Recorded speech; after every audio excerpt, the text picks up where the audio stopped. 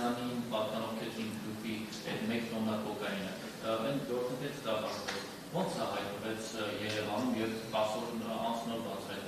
Եկել ցույցել իմացել թույլ տվել հատուկ որ ծուղակ լինի տոներ, թե չեք իմացել միամիտ եկել հասել էր հետո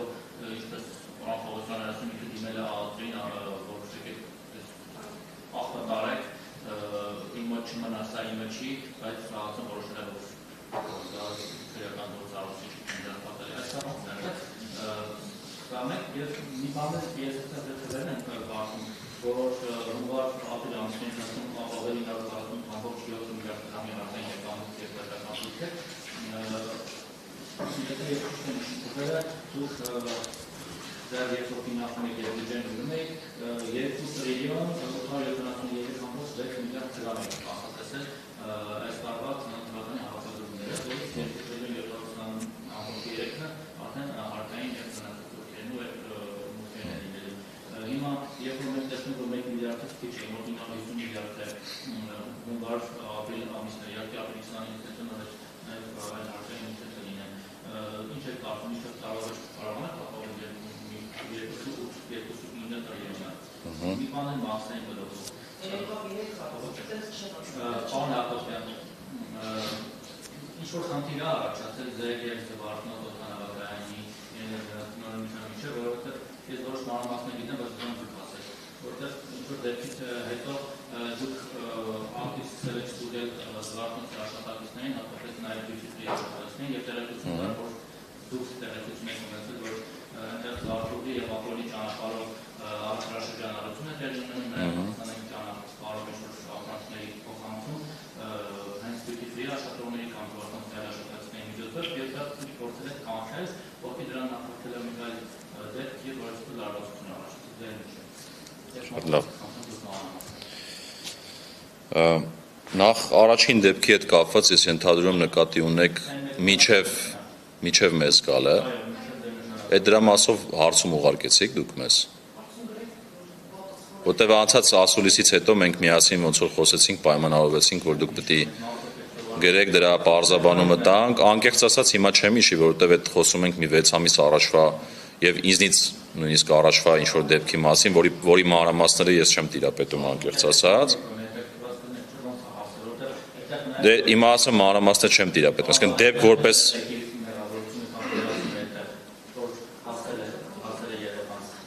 եկեք աշխատանքային կարգով, եթե այդ հարցը ձեր մոտ մնացել է, բայց այդ հարցը, որ մնում է ձեր մոտ, խնդրում եմ պայմանավորվածությունին համաձայն ուղղեք մեզ, մենք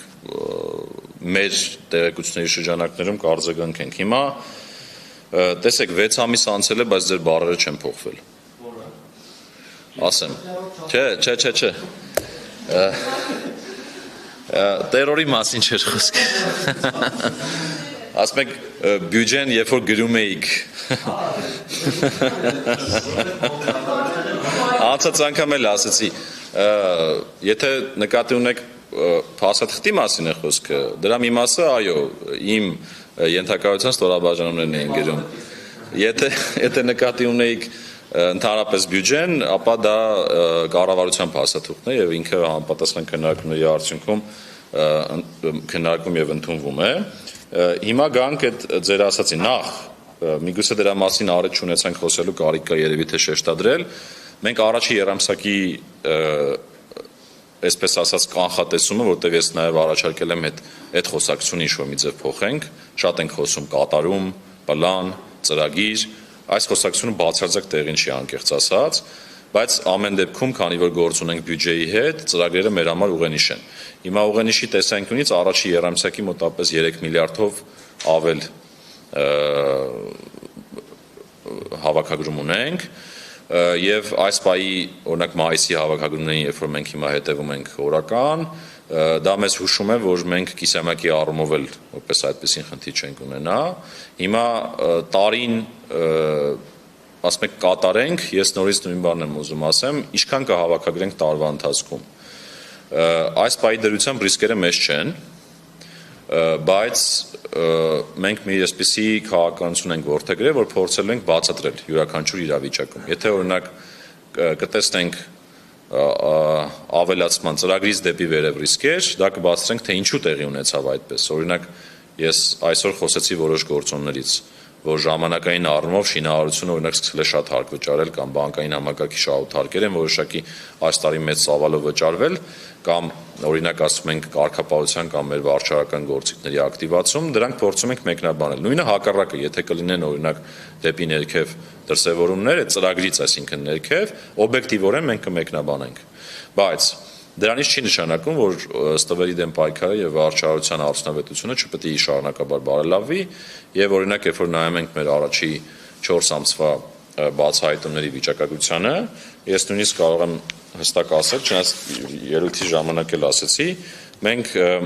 40 ընդհանուր առմամբ մեր գործիքներով 45 միլիարդի առաջադրումներ ունենք հարկ վճարողներին այս տարի, որը անցած տարվա հունվար-ապրիլի համեմատ 18%-ով ավել է։ Ընդ որում առաջանցիկ, քան մեր հավաքագրումներն են, այսինքն այս տեսանկյունից մեր ջանքերը շարունակում են։ Եվ հետևաբար այդ տարվա խոսակցությունը ավելի ճիշտ կլինի մենք անենք տարվան մոտենալիս եւ յուրաքանչյուր ամիս կամ յուրաքանչյուր եռամսյակ, երբ որ խոսում ենք հավաքագրումների դինամիկայից, ձեզ մեկնաբանենք ուղղակի այն գործոնները, որոնք տանում են դեպի վերև, որոնք տանում են դեպի ներքև կամ պահում են ծրագրին մոտ շրջանակում։ Ես դրա համար ասի, այս պահի գնահատականով կիսամյակի առումով ռիսկեր չկան, ծրագրի համեմատությամբ դեպի ներքև ռիսկեր որպես այդպեսին չենք տեսնում, երկրորդ կիսամյակի կախված կլինի, թե ինչպես տնտեսությունը կզարգանա, այսինքն տնտեսական աճի տեմպերը, ինչպես կլինեն մեր հարկման բազաները, ինչպես կփոխվեն, դրանից կախված արդեն կխոսենք կոնկրետ զարգացումներից։ Հա, կներեք, հիմա զվարթնոցի հետ կապված կարծես դուք ինչ-որ խնդիր ունեիք, բայց չբացահայտեցիք դրա մասին։ Ես անկեղծ ասած ղեկավարության հետ որևէ խնդիր չունեմ ու առաջի անգամ եմ ձեզ լսում, որ օրինակ մենք եւ զվարթնոցի ղեկավարությունը որևէ խնդիր ունենք։ Հիմա գանք մեր գործողություններին, ընդ որում այդ գործողությունները մենակ զվարթնոցին չեն վերաբերում, ընդհանրապես բոլոր մաքսային գոտիներում էլ, եթե մենք տեսնում ենք ռիսկեր,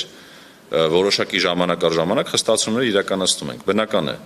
որ եթե օրինակ ինչ-որ մի բան ենք նկատում եւ կարիք կա լրացուցիչ ուժեր կենտրոնացնել, որպեսզի մենք բացահայտումը ավելի լավ անենք, մենք այդ գործողությունը իրականացնում ենք։ Այսինքն այստեղ հատուկ միտում,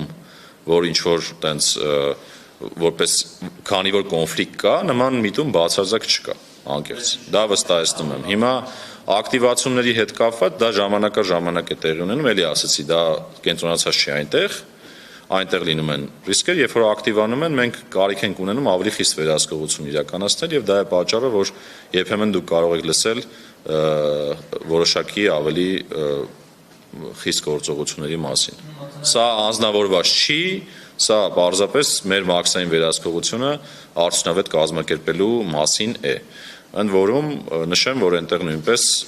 բացահայտումների աճեր ունենք այս տարվա կտրվածքով անցած տարվա համեմատ։